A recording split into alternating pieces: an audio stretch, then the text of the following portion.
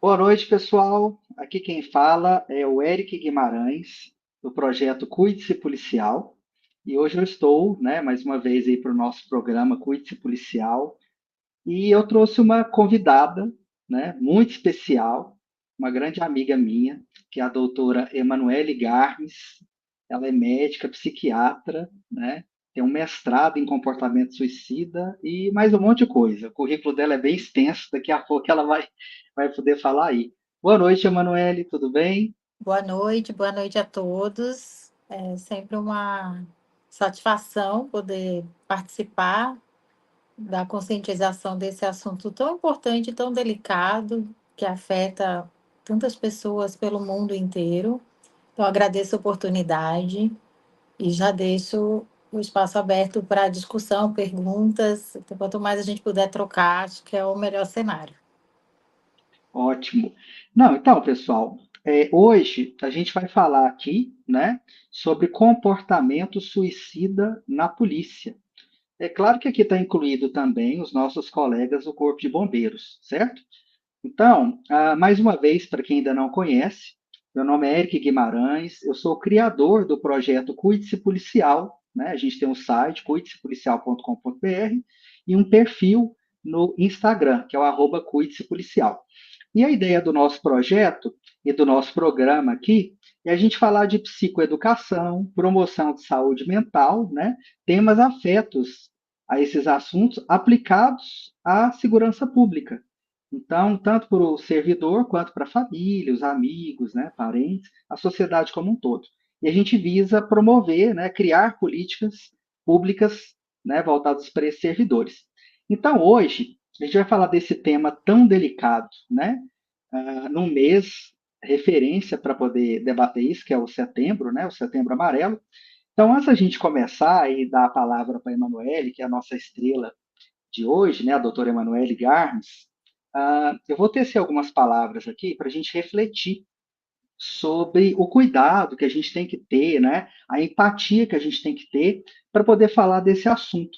E todos nós ainda estamos aprendendo, né, a tocar nesse assunto, ele ainda é um tabu na sociedade. Então, me acompanhe aqui no raciocínio. Para quem perdeu alguém para o suicídio, o setembro amarelo pode ser um mês difícil. Para aqueles que se sentem esquecidos ou julgados o ano todo, mas só lembrados nesse mês, o Setembro Amarelo pode trazer dor e até revolta. Mesmo nós podemos, sem querer, machucar com nossas palavras. Vamos pensar: para quem perdeu alguém por suicídio, quando dizemos que a maioria dos suicídios poderia ter sido evitada, isso pode causar ainda mais dor, pois parece que estamos culpando os outros. Quando falamos que quem está pensando em suicídio dá sinais, esquecemos que pode ser muito difícil perceber esses sinais em quem é muito próximo. Da mesma forma, para quem está pensando em suicídio, às vezes damos respostas simples para problemas que são muito complexos. Incentivamos as pessoas a buscarem ajuda, mas não mostramos onde e como encontrá-la. Tentamos motivar, falando sobre o lado bom da vida, mas nem sempre sabemos o que vida ou família realmente significam para aquela pessoa. O Setembro Amarelo começou como uma campanha importante para falar sobre suicídio, mas é só um mês. A luta contra o suicídio precisa durar o ano todo. É o que fazemos também aqui no Cuide-se. Então, pessoal, vocês sabem que eu mesmo, né, tenho essa batalha pessoal, né, contra a ideação, como vários colegas, né, eu trato a depressão, trato o meu TEPT. Então, essas palavras são muito importantes, porque acho que todos nós, né, Manuel, estamos aprendendo a lidar com esse assunto. Então, vamos começar aí. Emanuele, você pode se apresentar para quem não te conhece ainda? Bom, eu sou Emanuele Garmes, eu sou psiquiatra há 18 anos e eu atuei por 12 anos como chefe de um pronto-socorro psiquiátrico de grande volume na cidade de São Paulo. E como pronto-socorro psiquiátrico, o atendimento de urgências e emergências em saúde mental era o essencial ali no meu trabalho. E por essa razão, pela necessidade da clínica de atender aquelas pessoas, eu fui me aproximando do tema do suicídio, passei a estudar e pesquisar para encontrar ferramentas melhores para tratar pessoas que estavam em momentos de desespero, desamparo, que não enxergavam saída e que haviam atentado contra a própria vida ou haviam se ferido, né, em autolesões. Então, essencialmente, o meu trabalho é clínico, a minha jornada é clínica, é para ser uma das pontas de tratamento. A gente sabe que o suicídio é multifatorial. Então, quando você trouxe agora, Eric, esse disclaimer, né, colocando sobre o impacto do Setembro Amarelo para os enlutados, que é da Raíza Lima, do Espaço Amarelo, que eu acho muito bom, né, como ela coloca. É muito importante a gente lembrar que cada um de nós é uma pequena possibilidade de novas saídas, novas oportunidades dentro de um quadro que é muito mais amplo. Então, o papel da medicina é um pedacinho de um todo que é muito maior, que envolve o social, que envolve o ocupacional, que envolve o familiar, que envolve o psicológico, o psicodinâmico, a nossa relação com a gente mesmo e da nossa relação com o nosso corpo. E aí entra o adoecimento, né, do nosso corpo, porque todo mundo tem cérebro, e assim como qualquer outro órgão do corpo, o cérebro pode adoecer, e não tem mente sem corpo e nem corpo sem mente. Então, as doenças do corpo também impactam e trazem transtornos mentais e vice-versa. Então, basicamente, essa é a minha experiência, né, ao longo dessa Bacana. trajetória. Então, vocês podem ver assim que a doutora Emanuele entende bastante do assunto e ela tem experiência também, né, Emanuele, com policiais durante um tempo, não foi? Que Uhum. a gente sempre conversa, né? A gente conversa muito, viu, gente? É, Quando a gente pega para conversar, rende, sabe? é. Então, eu tive a oportunidade de atender servidores, né, do Estado, e dentre esses, né, a Força Policial Estadual, enfim, desde pessoas, né, que atuavam na linha de frente, até pessoas, né, que ficavam mais internamente nos setores da polícia. Né? Uhum. Então, assim, para a gente introduzir o assunto, eu vou repetir algumas notícias aqui, Emanuele, só para quem não está totalmente por dentro ainda, para familiarizar com a seriedade disso que a gente tem falado, né? Nai, você pode colocar para mim, por favor, essa aí? Olha aí, pessoal, essa é uma notícia que, inclusive, a doutora Emanuele que compartilhou comigo quando saiu. É da Veja. Casos de suicídio entre policiais disparam no Brasil e acendem alerta. Então, o Fórum Brasileiro de Segurança Pública, pode tirar, Nai, ele faz uma pesquisa todo ano sobre suicídios, né? E os números vêm aumentando no Brasil, em alguns estados, aumentando de maneira significativa. Tem estados que não divulgam as informações, então a gente tem subnotificações, de certa forma, né? Mas é um problema real, né? A gente tem uma outra aqui também, para vocês terem uma ideia. Essa aqui é uma notícia mais antiga, de 2019. A da Veja é de agosto, se eu não me engano. Essa aqui, ó, a taxa de suicídios na Polícia Federal é 4 vezes maior do que na população em geral. Esse aqui é um dado de associações de classe, tá? Porque a gente tem dificuldade de coletar dados no Brasil, né, Emanuele, em relação a esses assuntos ainda. Assim, o problema no Brasil é a subnotificação dos casos. Então, em parte é um tabu.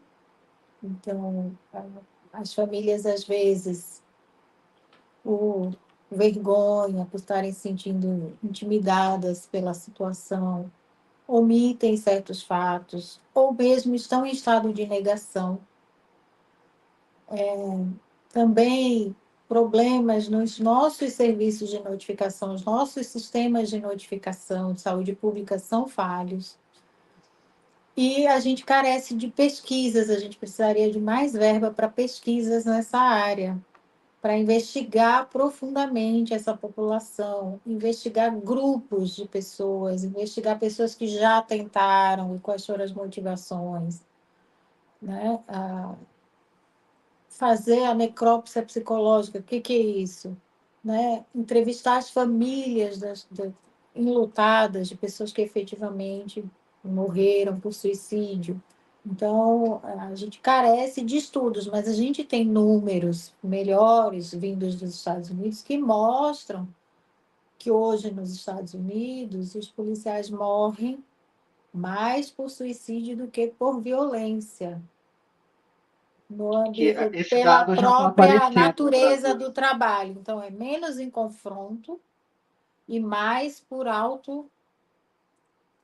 extermínio, por Uhum. lesões autoprovocadas. E assim, aproveitando o gancho, fala um pouquinho para a gente da questão dos riscos, né?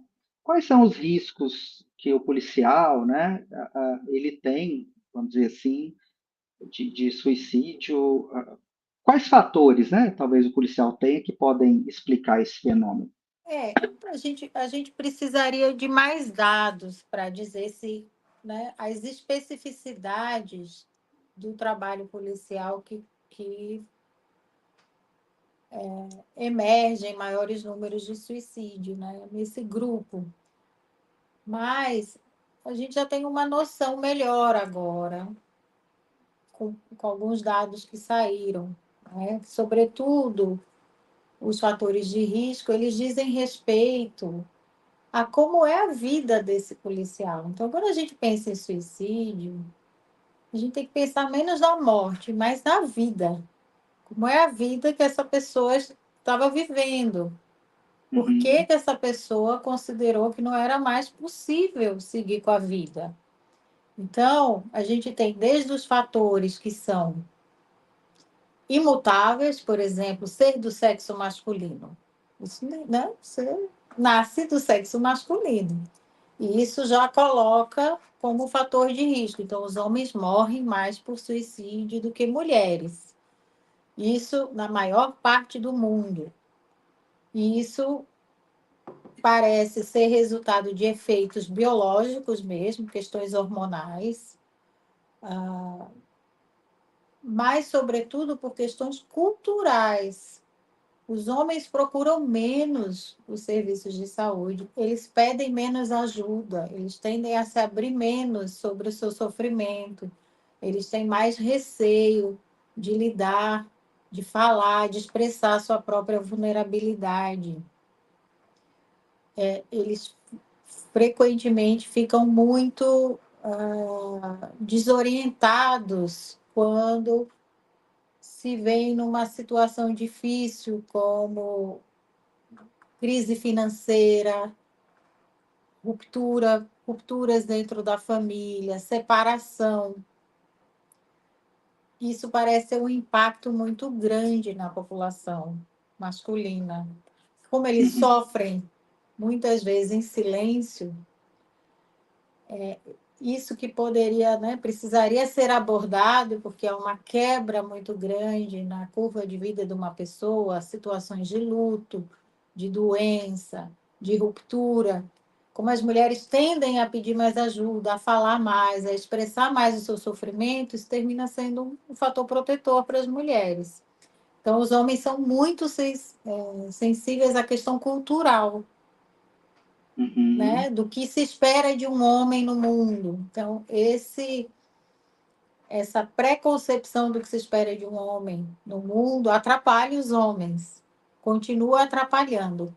E outra razão pela qual os homens morrem mais por suicídio é por usar meios mais agressivos para tentar o suicídio. Então, os homens usam mais arma de fogo, mais enforcamento.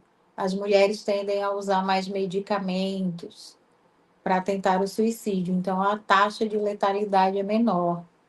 Quando a gente pensa também, né, sobre como é a vida dessa pessoa, a gente vai entender que tem esses fatores, como eu citava, do sexo masculino e toda essa questão cultural, e a gente tem outros fatores de risco muito importantes, como o consumo excessivo de álcool, de drogas, que deixa tanto piora a saúde mental, facilita o aparecimento de transtornos mentais, como depressão, mas também que, por si só, a presença no corpo, no cérebro, do álcool e das drogas, aumenta a impulsividade.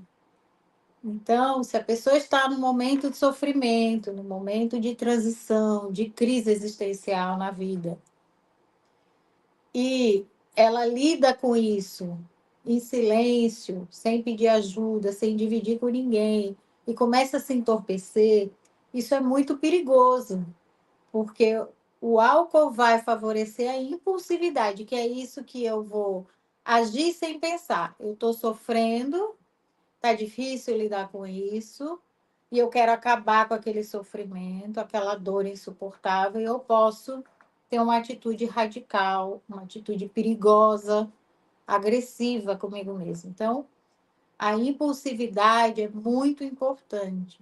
E a impulsividade vai explicar, Érica, aquelas tentativas de suicídio que causam muita surpresa, que as pessoas não estavam esperando, mesmo quem estava junto, quem estava próximo, se surpreende. Então, tem as tentativas de suicídio planejadas, de pessoas que estão cronicamente doentes, que já tentaram algumas vezes, e que já existe um conhecimento da família, dos amigos, que aquela pessoa pensa em tirar a vida, mas tem esses casos de pessoas que estão aparentemente seguindo suas coisas e tentam suicídio, e as pessoas ficam em volta muito surpresas. Isso acontece, né? Então, uma coisa você citava agora no início, né?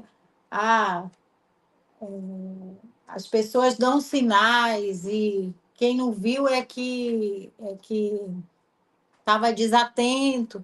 Não necessariamente, a gente sabe que tem muitas pessoas que tentam ocultar o que estão sentindo para se enquadrar numa norma, para manter, né, para conseguir manter aquela imagem de firmeza, de potência, de possibilidade no mundo. Mas voltando aos fatores de risco, a gente tem que pensar nessas situações de vida que põem a gente desorientados.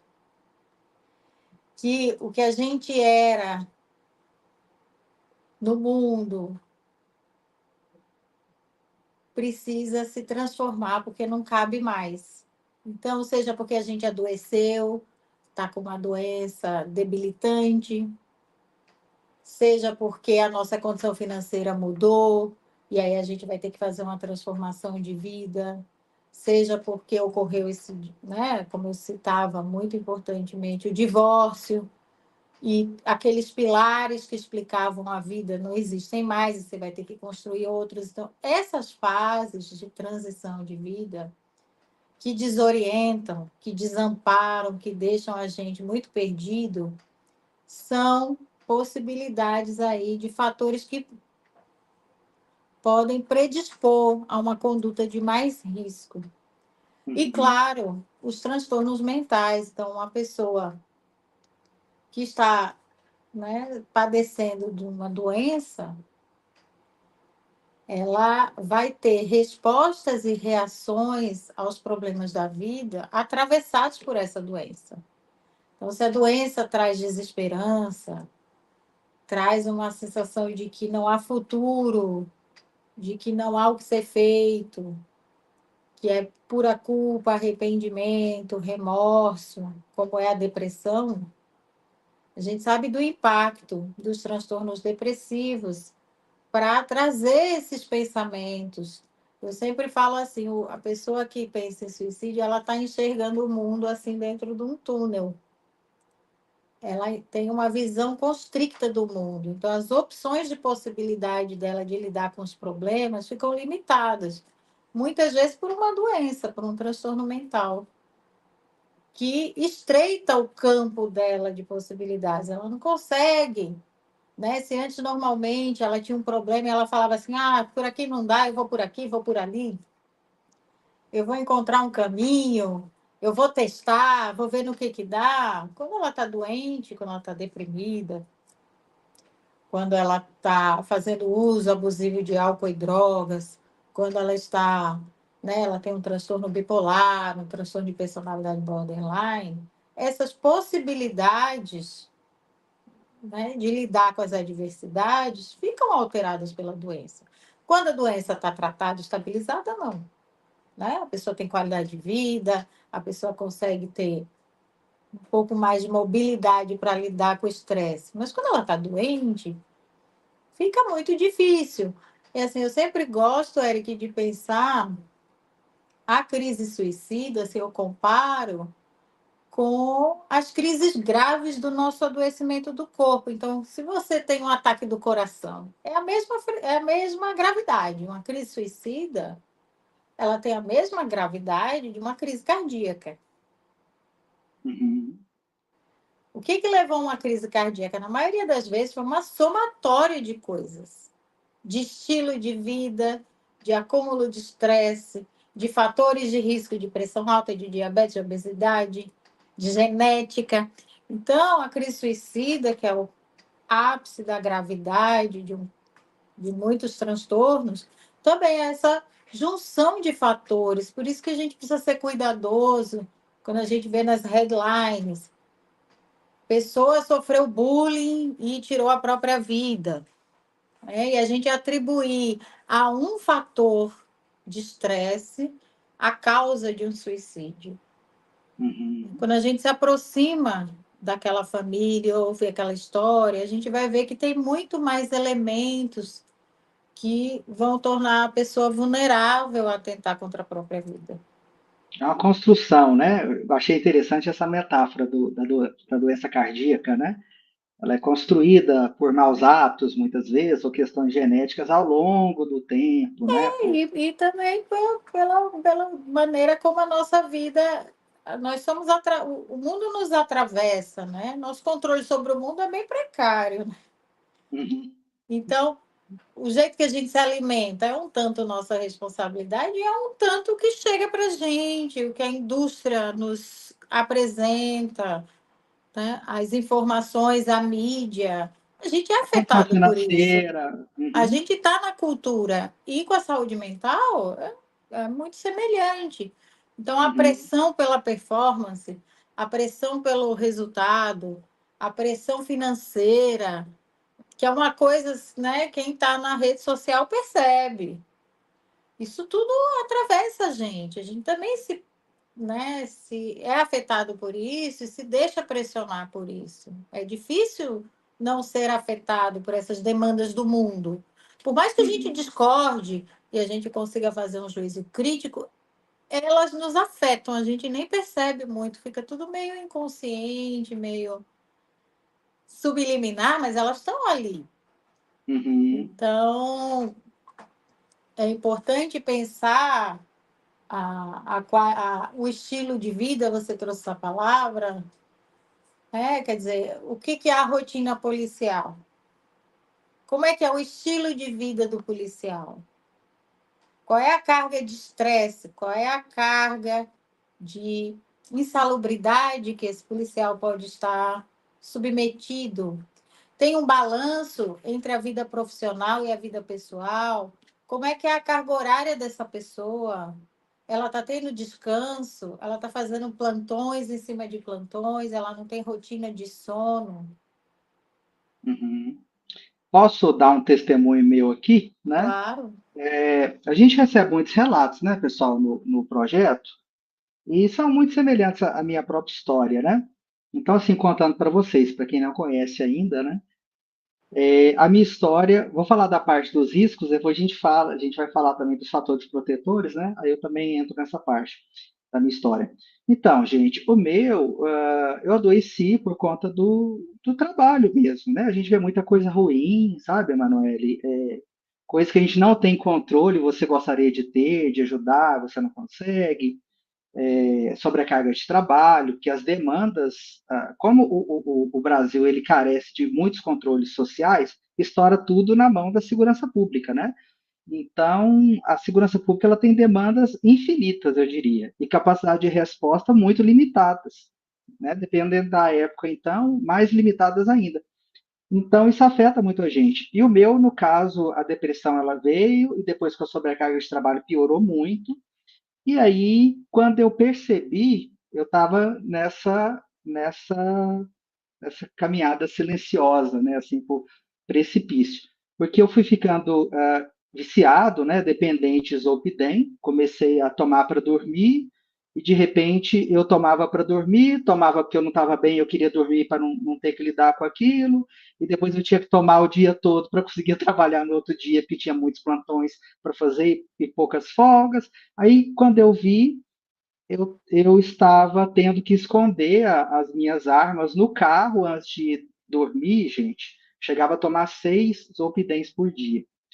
E ele altera, né, doutora, muito a nossa consciência, assim, Com de, certeza. às vezes, você fazer coisas, você tá meio no piloto automático, ataca a geladeira à noite, eu tinha, às vezes, acordar e eu quebrei um monte de coisa na casa, porque eu estava muito nervoso com o que eu estava passando, estava reprimindo essas emoções, aí o Zolpidem afrouxava, né, então, à noite eu levantava, fazia as coisas, deitava de novo, né? Então eu tive que começar a esconder as minhas armas no carro, esconder a chave para dormir, porque eu tinha medo de tomar os Zolpidem e ir até o carro e pegar a arma. Então eu fui chegando nesse ponto. Aí eu fui para terapia, depois a gente vai entrar nos fatores protetores e lá que eu descobri. Então, para a gente ver assim, gente, a questão da. E o meu instalou muito uma culpa, sabe? Eu não queria falar para minha família que estava tão ruim, eles percebiam, mas a gente tem esse, nossa, mas parece que não sou eu e agora eu estou assim, eu não consigo sair dessa, né? A vergonha, a sensação de fraqueza. Então, pessoal, tem jeito, né? Igual a doutora falou, a gente muitas vezes está vendo a vida assim, né? Com uma lupa, né? Você não está enxergando possibilidades, mas sempre tem jeito. Enquanto tiver vida, né, doutora, a gente tem possibilidades. Então, eu acho que é muito importante a gente pedir É, ajuda. essa, as possibilidades, né? Assim, um momento de crise, assim, é como uma grande tempestade, né? Né, Eric? A sensação é que aquilo ali Fica vai muito. As desabar pessoas na sua tentam te cabeça, ajudar, né? exatamente. Assim, enquanto você não lida com a crise, né? Você não consegue raciocinar em mais nada. Você só consegue ver a questão imediata. Né? Estou sofrendo e preciso eliminar, né? é, é, esse sofrimento, tirar isso de dentro de mim. E o pior é quando assim você vê que às vezes as fugas psíquicas, no meu caso era o Zolpidem, tem pessoas da polícia, as pessoas na polícia bebem, fumam muito, sabe, gente, muito. E outros comportamentos, comportamentos sexuais mesmo, muita traição, destroem os relacionamentos, não conseguem firmar relacionamento. As pessoas fogem de todas as maneiras do sofrimento. Isso é muito comum, muito comum. Os filmes mostram isso assim, tranquilamente. Os heróis, de regra, são alcoólatras, né? O Wolverine, né? Wolverine imortal, né? Ele é alcoólatra, você pode ver. Então, assim, só para vocês terem ideia, vamos falar um pouquinho dos fatores de proteção, doutora? Olha, os fatores de proteção, eles vão de encontro ao tratamento. Então, quando a gente pensa o que que protege a nossa saúde mental, né? O que que protege a nossa vida, né? Pensando fora desse campo de doença, de saúde, pensando como pessoas, o que que protege a nossa vida nos momentos difíceis? Tudo isso vai proteger do suicídio. Então, os nossos vínculos nos protegem do suicídio, porque nos momentos difíceis, a nossa se a gente tem íntegro o nosso senso de reconhecimento no mundo, a gente tem um fator protetor. O que isso significa? Se eu estou num grupo que eu vejo que eu faço parte, isso me protege. Eu falava agora há pouco do bullying. Qual que é o problema do bullying? O bullying tem a questão da humilhação, assim como o assédio no trabalho, que é um assunto muito importante, como um fator, às vezes, um gatilho, uma gota d'água para uma pessoa atentar contra a própria vida. Então, a situação do assédio, do bullying, é muito semelhante nesse sentido, porque não só tem a vergonha e a humilhação pública, muitas vezes, mas tem também um sentimento de não fazer parte, de não se fazer reconhecer naquele grupo. Então, o senso de reconhecimento ah, conversa com uma coisa muito essencial do ser humano, que é a nossa necessidade de ser amado. Todos nós temos a necessidade de sermos reconhecidos e amados. Eu vejo muito na rede social um monte de autoajuda dizendo assim: não ligue para o que os outros pensam, você não preste atenção nisso, mas isso é o que nos forma. Isso não quer dizer que a gente tem que ser escravo disso.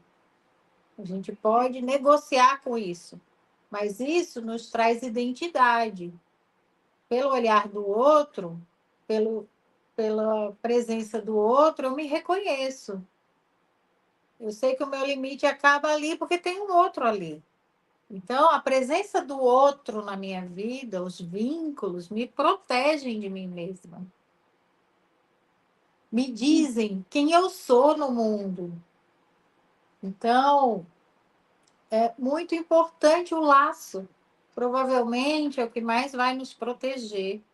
Nos estudos de felicidade, né, aquele famoso estudo de Harvard, que acompanha pessoas há muitos anos, o essencial para a felicidade são os vínculos, são os laços afetivos. Então, tudo aquilo que for promotor de laços afetivos interessa aqui.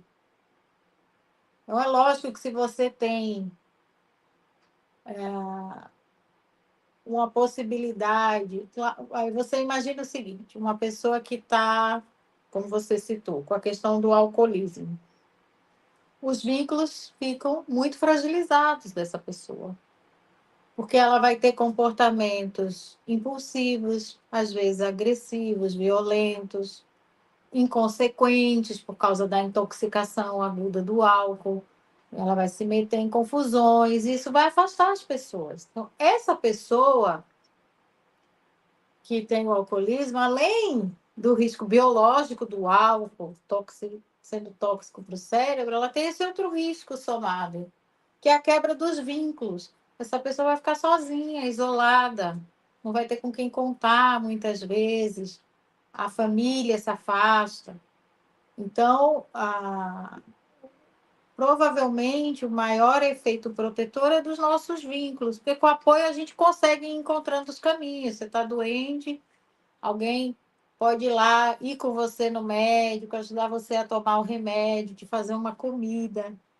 Uhum. Então, veja como esse assunto do vínculo é importante. Nos Estados Unidos, que tem dados muito melhores que os nossos, eles sabem que os homens idosos se matam mais. E o principal fator é a solidão. Hum. Então, o que que faz uma pessoa se desvincular da vida? Essa falta de conexões, essa falta de senso de pertencimento e também o sentimento de ser um fardo para os outros. Isso é bem importante. Quando a pessoa começa a achar que, ao invés de ser, de fazer falta para o outro, na verdade, ela é um peso para a vida do outro, isso é arriscado, isso traz risco Uhum. para o comportamento suicida. Se a gente, né, se uma pessoa está vivendo isso, esse sentimento de falta de pertencimento, essa noção de que é né, essa premissa de que é um fardo para o outro, é um peso para o outro, e ela tem uma vivência prévia de não sentir medo de lesões, isso é um conceito interessante que está sendo estudado. Quer dizer, pessoas que têm profissões que lidam mais com violência, com morte, com risco, com perigo, perigo do corpo mesmo, você entrar com o seu corpo no embate, né? Essas pessoas, elas são menos assustadas em se ferir. Então, ser assustado em se ferir, né? Então, eu converso o dia inteiro com pessoas, tem gente que fala assim, pelo amor de Deus, eu não aguento uma agulha, né? Tem pessoas que têm uma resistência à dor, resistência à ideia de se machucar. Elas aguentam. Então, certas profissões que colocam o corpo muito em risco são arriscadas por esse sentido, né? A pessoa tem menos medo do próprio corpo, menos medo de se ferir.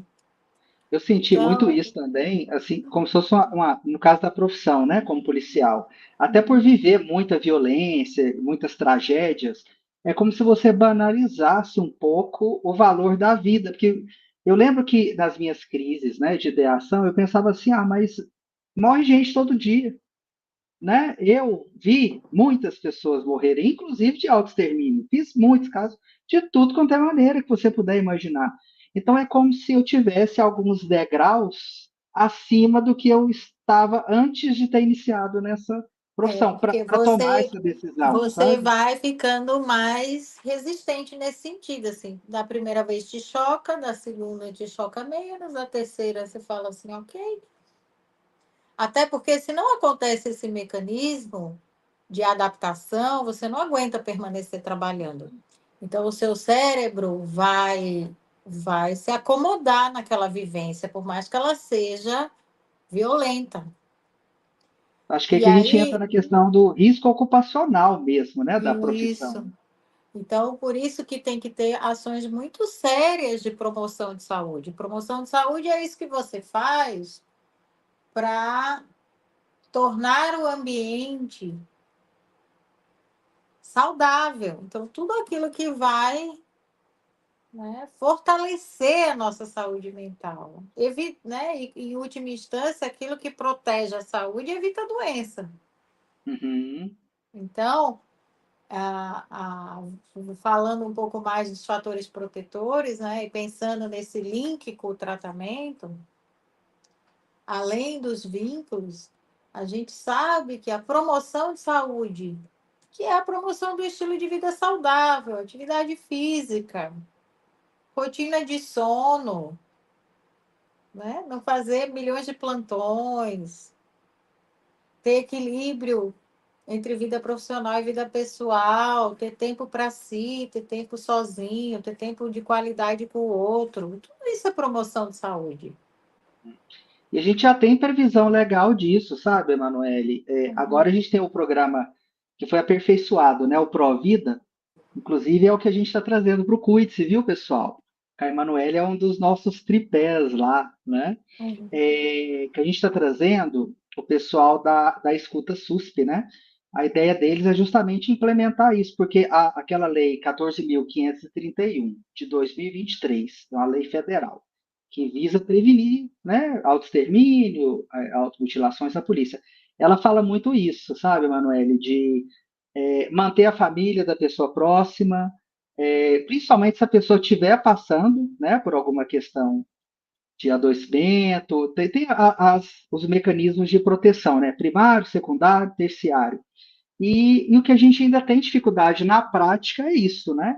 Muitas vezes o que acontece com o servidor que começa a cobrar esses direitos, ele às vezes tem conflitos, né, com chefias, com os próprios colegas, e ele acaba sendo trocado de lugar, né? Na dificuldade de ser resolvido o problema, você tira o problema, né? Vamos dizer assim, de É, lá, né? E aí, às vezes, você afasta a pessoa da rede de apoio, quer dizer, e depois ninguém entende por que, que a pessoa piorou.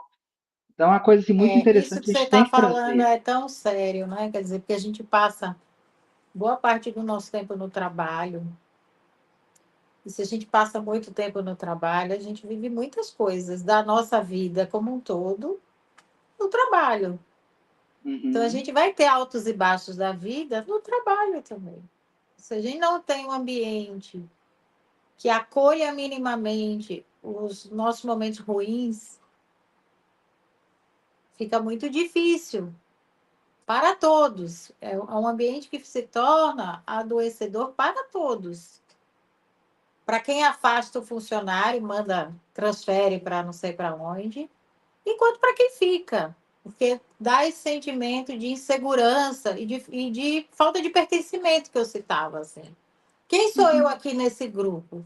Eu estou com um problema, está difícil, vou pedir ajuda, ou estou com um comportamento, não estou na minha melhor performance, estou falhando como funcionário, mas, né, mas o que está acontecendo? Você está bem? O que está acontecendo com você que você está performando mal? Então, essa escuta que acolhe, que chama para junto, ao invés né, de jogar para longe, né, como se a pessoa fosse o problema. A pessoa está vivendo um problema, mas é uma pessoa, né, que Uhum. entregou até ali a sua performance profissional, os seus afetos, os seus vínculos. Então, se a pessoa, no momento que ela mais precisa, ela é transferida à revelia e ela perde sua rede de laços, de amigos, seu terreno conhecido, imagina uma pessoa que está adoecida ter que começar num trabalho novo, com pessoas novas. Ela não tem força, às vezes, nem para trabalhar, ela está indo ali né, na marra para o serviço, para não, porque precisa do dinheiro, precisa do trabalho. E aí ela tem. Todo mundo sabe como é começar um trabalho novo, num ambiente novo. É estresse, É, realmente. Não, e a né? mudança também, né, de A cidade, os mudança toda, custos. você perder as pessoas conhecidas, você começar tudo de novo e você estando adoecido, então isso não é uma estratégia inteligente. Muito pelo contrário, essa é uma estratégia perigosa. Porque você, de novo, né? De novo, a pessoa vive esse sentimento de que ela não vale nada no trabalho, o valor dela como pessoa é muito baixo. Se ela não entrega como profissional aquilo que é esperado, então ela não serve. Ela, como pessoa que é maior do que a atividade profissional dela, ela desconfia, ela fala assim, não, eu não tenho valor aqui como pessoa, eu só tenho valor Uhum. aqui como entrega. E Uhum. aí, se você manda ela para longe, você tem que trazer ela para perto. O que está acontecendo? Como que a gente Uhum. pode te ajudar? Precisa de afastamento? Afaste. Acho que é por isso Né? que a gente precisa das políticas públicas, né, que a gente tem lutado tanto para desenvolver, para trazer pesquisa nessa área que vai ter que ensinar os estados, né, a União a fazer as coisas, desenvolver os protocolos mesmo, porque às vezes faz a lei, mas na prática a gente não consegue fazer acontecer. Tem toda É, uma mudança cultural também, né? Emanuele, deixa eu só te falar, a gente só tem mais 10 minutinhos. uhum. Eu estava pensando, gente, esse assunto é muito vasto, é muito interessante, né? Eu acho que a gente podia pensar em fazer é, mais de uma parte. O que, que você acha? Tipo assim, esse assunto seria a nossa parte um, né? Porque, pessoal, tem muita coisa que a gente gostaria de explorar, né? Eu vou citar alguns pontos aqui que eu e a doutora Emanuele estávamos conversando. A gente falou de fator de risco, fator de proteção, mas tem os mitos e tabus envolvidos, como reconhecer esse comportamento, né? Para você, como é que você pode, né, tentar ajudar a pessoa, também servir de rede de apoio, né, doutora? Seria mais ou menos essa ideia para a gente poder conversar, se identificar. Eu acho que os mitos e tabus, eles não existem à toa. O suicídio assusta. O suicídio, ele tem um impacto tão grande. Antes se dizia que um suicídio impactava 6 pessoas. Hoje a conta é 130 pessoas em volta da pessoa que Nossa. faleceu. Então, o suicídio ele é tão assustador, porque ele é tão contra-intuitivo, né? A gente, né, tá aqui na vida lutando para por mais um dia, né? Como assim alguém vai tirar a própria vida? Então, os mitos e tabus, eles vêm desse horror que a gente tem pelo suicídio, né? A gente tem medo. Tem medo de fazer isso.